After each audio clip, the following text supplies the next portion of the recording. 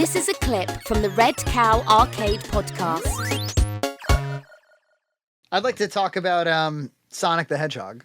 Oh, do it. Yeah, that's a movie. It did really well. Yeah, did it make a bunch of money? Number one movie, yeah. That's good news. It came off the heels of Morbius, which I did not see. I felt a little obligated to for the podcast, but I was like, sometimes in life you got to quit. Yeah, you got to quit. Yeah.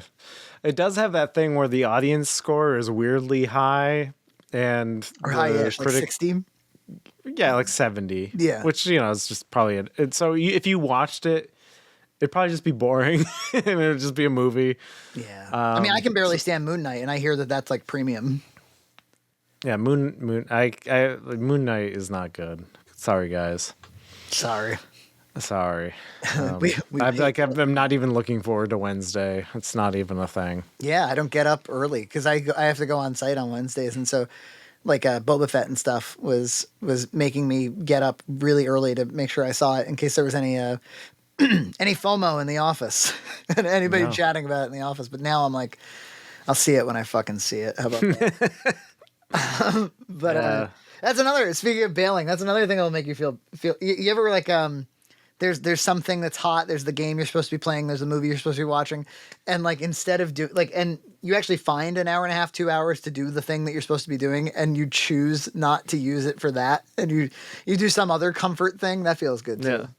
Oh yeah, you like watch like an hour of like speedrunners or something. Yeah, just total horseshit. Total horseshit. All right, let's give it to me hard. Just like despite this like cultural like phenomenon, you're just like, nah. I'm gonna here to finger fuck Moon Knight. So slap on that stupid fucking suit, and I'll help you watch something different. I'm Sailor X. Thank you guys for watching, and I will catch you next time. So Sonic the Hedgehog. Yeah. I like Sailor X. It seems the impression of Sailor X is catching on. I'm seeing it pop up in Reddit comments where like, have you seen those guys impersonate Sailor X? That could be the next thing. Although I'm not here to bring Sailor X down. I'm here to bring him up. Bring him up. He's our idol. That's a stretch goal. Get his ass on the podcast and impersonate him to his goddamn face.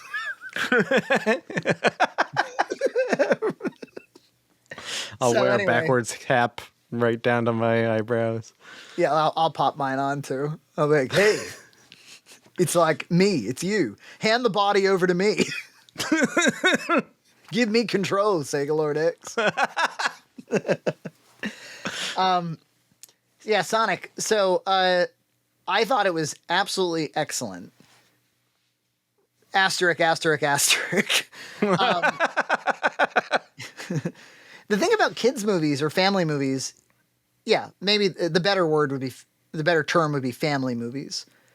Because anything that's made for 12 and under, they can cut all kinds of corners. It doesn't have to be that great. Like if they're really not concerned with anybody over 12 enjoying it, then they can get away with all kinds of shit. And so this movie, the CG is excellent in it. The designs are excellent, and we'll talk more about the design. Obviously, the core controversy of the designs in a second. I just feel like normally kids' movies are either trash or they're like Encanto or they're like masterpieces that are up for Best Picture or something like that. They're kind of almost not for kids. They're so good. Yeah. And this is like a throwback. It felt like it's like in the 90s. There were, obviously Sonic is a product of the 90s. Yes. Jim Carrey, yeah. Yeah. I remember somebody said, like a friend of mine was like a Sonic the Hedgehog movie starring Jim Carrey as Robotnik. Why is this coming out in 2019? Why isn't this coming out in 1993? But it does that. It's like I can bring Gloria to it. It's primarily for her, but I enjoy it too. That's kind of but it's not for me. Sort of. I mean, it's definitely you see Sonic, you see Jim Carrey, you're just like, I'm going to bring my kid to this. Like, there is a little bit of like the elder millennial teasers in this. It baits me in and it makes me interested, but it's still like the jokes are more for her than me, but they're not going to make me cringe out of my head. You know, it's made. It really is for the kid mostly, and boy did it work on her. Because she came out of there going like, I love Sonic 2. And she's like, when do we get to see it again? Can we see it at home? I was like, we don't have it at home. And she's like, then let's go back to the theater. So we saw it the next day. She wouldn't rest. She was like, I got to go see that movie again. Her only complaint was that Amy Rose was not in it. She's very disappointed that Amy Rose didn't make an appearance. And she was like, well, she'll be in the next one, right? And spoilers for everybody. There's like a thing at the end that teases Shadow. And I was like, oh, Shadow's going to be in it. They'll probably start to bring in like the Sonic Adventure people. And I think like the additional CG characters really worked for this movie. And I'm sure they focus grouped extremely well. Idris Elba as Knuckles is the highlight, like by far. They do the kind of the Drax thing, you know, like the kind of the funny dummy. The guy who's serious and takes everything literally and kind of struggles to understand your culture, but he's like kind of good at heart. He's just a little bit of a dummy. And it's very funny. Ugandan Knuckles references. Yeah, no, there was Sonic in the first one, but no Ugandan Knuckles in this one, I'm afraid. There's a scene that Gloria... It's probably a bit too racist to put in. Yeah, probably. There's a joke that Gloria couldn't stop quoting where Knuckles is reading these texts that they've intercepted between Sonic and James Marsden, and when James Marsden is typing, it shows like the ... like it does in iMessage, and it's just Knuckles going ... and you know, everybody looks at each other like, what a weirdo. It's funny. It is funny. And so they got the woman who plays Tails in the video games to come back as Tails. That was kind of fun. Oh, that's pretty cool. Yeah, she was really happy. I saw an interview with her. She was like, the words have not been invented to tell you how excited I am that they decided to do that for me. And then Sonic is played by Ben Schwartz, who also plays Huey on the excellent DuckTales cartoon. Also blue, also small. Kind of strange. You know, I kind of like, besides, you know, Idris Elba's obviously a big name actor. I like it when the stars of cartoons are not just like, big celebrity, like what the Mario movie's doing. Yeah. That brings a little bit of a red flag, but I just like it when you actually have like voice actors doing something. I'm with you. Well, you know, and Kanto, with the exception of like John Leguizamo, speaking of the Mario movie, with the exception of John, it all comes around. With the exception of him, like the people that were in that aren't super duper famous. They're not huge marquee names, but Lin-Manuel is, and so I think Disney is kind of starting to be a little bit like Marvel, where the IP or the musician or there's some other thing that's the star power, not necessarily the voice cast, which is good because I don't think like dogs voiced by John Travolta, you know, should be the thing that brings you to the movie in the first place. At that same time, Jim Carrey and me is in there for a reason. Well, he is wonderful. I love that he seems like he's just put himself into that role, like really, what do you call it? Committed to it. Yeah, he's making all the same choices you would expect him to make in like Liar Liar, you know, like, which is a very fucking funny movie. But like, oh yeah, his acting choices in Liar Liar are so insane. But no, he's good. And he I was thinking about it. I was like, if Robotnik was going to be a big part of a Sonic movie, isn't this exactly what you should? Isn't this the best of all scenarios? Like, get a big comic actor and tell him to have fucking fun because you're playing a guy named Eggman. For some reason, even though they gave him the goggles, they gave him the stash, they shaved his head. For some reason, they didn't make him fat. And Jim Carrey even said that he wishes that he had been fat because then he could kind of like be even more physical with it and he could hide his own body imperfections and. But yeah, they didn't want to do that for some reason. No, he's I don't think they could have done better than Jim Carrey. Like, I can't think of a better option for that character at this point now. And when they first cast him, I was like, Jim Carrey, really? It was like, no, yeah, just let him be the Riddler. You know, why not? Yeah, I know. Just let him go nuts. And I think one of the best things about both of these movies is this Ben Schwartz guy who plays Sonic and the way Sonic's written. They innovated Sonic in a way I didn't think they could pull off. And not only did it work, but like it may make the character last another 30 years, 50 years, which is because this 90s attitude thing had a shelf life. And I think they struggled with it, even like doing like animes of it can be kind of, he ends up not being the main character all the time because he's kind of like a dick in a lot of the shows. I think Jaleel White did something kind of fun with it, but even he was it was just chili dogs and wisecracks. He was Bugs Bunny. Like in those cartoons, he was just Bugs Bunny. And in this one, he's not a teen. He's a kid. He's like decidedly a kid. And that makes him a little bit more innocent and like harmable. Like you don't want to see him in harm's way quite as much. So that makes you kind of connect to him emotionally. And then they also, like, in the first one, he's lonely. And I remember being like, Sonic is lonely? Like, this is what we're going to do?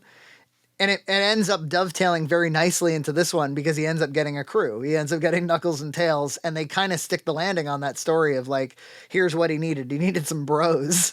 And it kind of works. And so there are moments where Sonic is sad, and he actually shows some vulnerability, and he expresses sadness. Like I don't think I ever saw Sonic express sadness.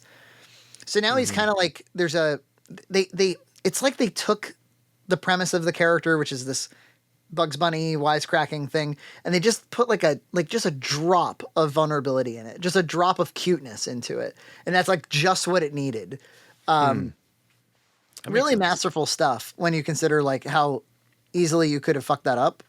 Oh, yeah. And made it really cringy. I mean, just the fact that original design exists shows like here's how on the wrong path they could have been. And the fact that they took the time to fix it meant they thought they had something. It seems. Yeah. They took the time to fix it and listen. And I think so too. I've wondered that often. I'm like, did they have a shittier movie as well? And then they doubled down and fixed it? Or did they actually have the movie we saw, just a bad design for some reason? They say the latter. They're like, no, we believed in this movie. We just went a little too far with the design. Because we thought he needed to fit in with the real world or whatever. And we thought it'd be weird if we made him a cartoon. Then we said, fuck it, let's make him a cartoon. You might as well. And I remember feeling kind of like, in the first one, like Robotnik doesn't look like Robotnik. And he spends a lot of time talking to James Marsden, and I'm like, is this really what a Sonic movie is per se? It kind of felt like they've started with a different movie and then kind of like backed into a Sonic movie ultimately. This movie, it doesn't feel that way at all. It feels very much like a Sonic movie now. There's like a labyrinth zone scene. There's this Master Emerald thing. Knuckles is great, and they obviously innovated him really well. But they also pay off everything that happened in the first movie. Like the first movie ends up making sense with this. So if you watched it back to back, it would feel totally cohesive, and all of the characters track, including the human characters. Again, the humor's fine. There's only really one complaint I have with the movie, and I'm not even sure how big it is because my kid liked it. There's a section where we're looking at the humans. They spend a little too much time with the humans, and I'm not quite sure like why are you showing me this? Why is there's this whole thing at a wedding that goes on and but anyway, it's hard for me to imagine them doing a better job. I wouldn't have made, sometimes I'll see a movie, I'll see Power Rangers or something. I would have done way better. I see this, I'm like, I don't think I would have done better. I don't think I would have done even close to this good. This is really, for once, they really hired the right director. I don't know him from anything else, but this dude had like a vision for a Sonic the Hedgehog movie and he nailed it. That's great. That's awesome. I am very, very afraid for the Mario movie. Yeah, Gloria was like, she's like, Mario has the better games and Sonic has the better movies. That was what she came out saying. Yeah, it's insightful. I would have thought they would be able to like come out with some sort of game to like coincide with this release of the film, but yeah, well, the Sonic team doesn't seem to make very good stuff. If they could do Sonic Mania games, you just make Sonic Mania games all day, right? Like, make one a year. Just make Sonic Mania 2 and be done with it. Just keep going. Stop fucking with me. Make Sonic Mania 2 and then make more of these movies, and you'll have a great Like, you'll really improve the quality of that IP. They already have. The movie alone is great for the IP. And yeah, it really makes you think like this Chris Pratt thing. Yeah. Maybe it'll be good. Maybe. We haven't seen a frame of it yet, so who knows, but The Chris Prattness of it all. it's been a while since we've had like a full, like, I know Bowser's Fury came out last year, but we haven't had like, the big premium Mario like Odyssey type game in what, like 5 years, 6 years? So Yeah, 2017. So it's been a while. I was thinking, like, are they gonna like show the movie and maybe announce a new game too? I think that would be. I'm obsessed with that idea. Yeah, this I like it too, like the cross promotional type thing. Yeah, it just feels great. Well, I always liked it. Well, let's think. What it was. I think Mario Brothers 1 was 1985. Mario 2 is somewhere in there. It's like 88 or something. Yeah, I'm pretty sure 3 was 89. I think. 3 was either 89 or 90. Or 90. I think it was 89 in Japan, 90 in America or something. Yeah. Like Mario World was what, 92, 93? Yeah, 91. Oh, wow. 90, yeah, 91. So it like came out right. Okay, yeah. And then 64 was 96. Yeah. And then Sunshine was 2002. Yeah. So 6 years. And then Galaxy was 07, so 5 years. Yeah. Galaxy 2 is 12? No, not at all. 2010. 2010. So it's only three, but that makes sense. But So there it's was, the same engine. it was, yeah. And then 3D World was 2013. And then Odyssey was 2017. So yeah, they've never gone longer than 6 years. And here they are like 7 years. Yeah, 2017. Oh, never mind, 5 years. It's 5 years. 5 years. And 5 same thing with, yeah. Yeah, so they could go another year or two, but it's going to be time pretty soon. Yeah. But Bowser's Fury was great. It was just, it did feel like a demo. Maybe Bowser's Fury is their way of being like, it's like when we put out like half-assed content on a Sunday to be like, give me like a little more time to edit. It's, I know it's I'm not on my usual So they schedule. delayed like Breath of the Wild 2, so they're like, they'll probably release a port of Wind Waker or something. When I hear that people are mad about, Breath of the Wild 2 getting delayed, I'm always like, really? They're making Breath of the Wild 2. Like, it's going to... My guess is... I mean, how big was that first game? You're going to be pissed that it's delayed? Like, I think generally it's been positive vibes on the delay. It's like, because people know what a game that's not delayed looks like. exactly. That's what we need from people. It's like, what a game... Do you really want them rushing something to market? That Cyberpunk 2077 had an awful launch. It was buggy. Yeah. And I think they did end up fixing it like with patches, but the initial press of the release was so bad, I think it just doomed it for eternity. Yeah. And how do you patch like a very buggy, like, a game that hasn't been play tested that's that big? Like, you're going to have to play test the hell out of it. Yeah, exactly. And so you got to get everything right. Yeah. I'll say one last thing about Sonic. There was a promotional poster that was modeled after the original Sonic 2 poster, the iconic Sonic 2 poster, the big 2. Oh yeah. And I was like, oh, these fuckers, man, they know how to get me. They got me. I mean, Sonic 2 was that was the first Sonic I played. It was on the Genesis. Same with me. I loved it.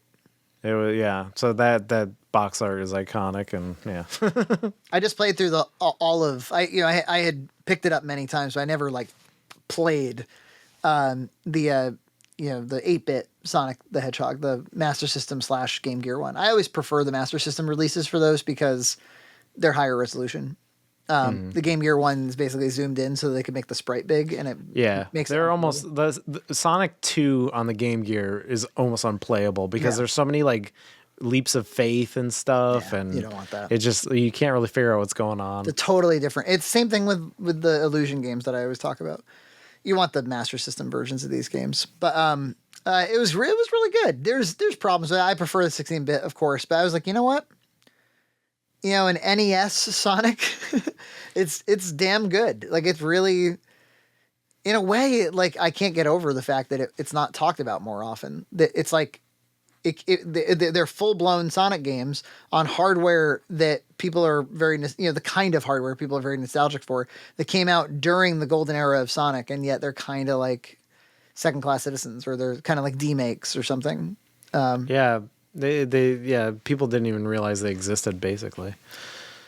Yeah, well, because like Sega had this really smart idea of like, okay, let's do a handheld, but let's basically just make it a handheld version of one of our existing hardwares, unlike Game Boy, which it's not just a handheld NES; it's lower than that, Mm-hmm. I mean, they reused calculator tech to make it. Yeah.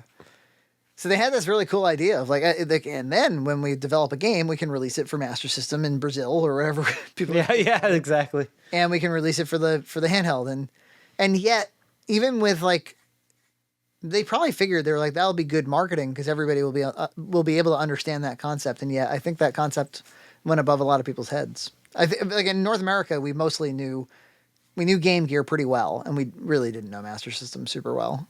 No, yeah, I remember finding a Master System in like a church basement, like because there was like a youth group and they had like a box of like stuff, I don't know. And I remember seeing the Master System because it has kind of like it's like a Bizarro NES. So it's got like kind of like a square like D-pad, and it's instead really of A weird. and B, it's 1 and 2. Yeah, so it just like it was like what I didn't even because I knew Atari, I knew NES, and then I saw this, I was like, what even is this? Yeah, it's like red and black. It's this emulation stuff. It really wakes you up to everything. Subscribe to Red Cow Entertainment on Patreon for full episodes every other week.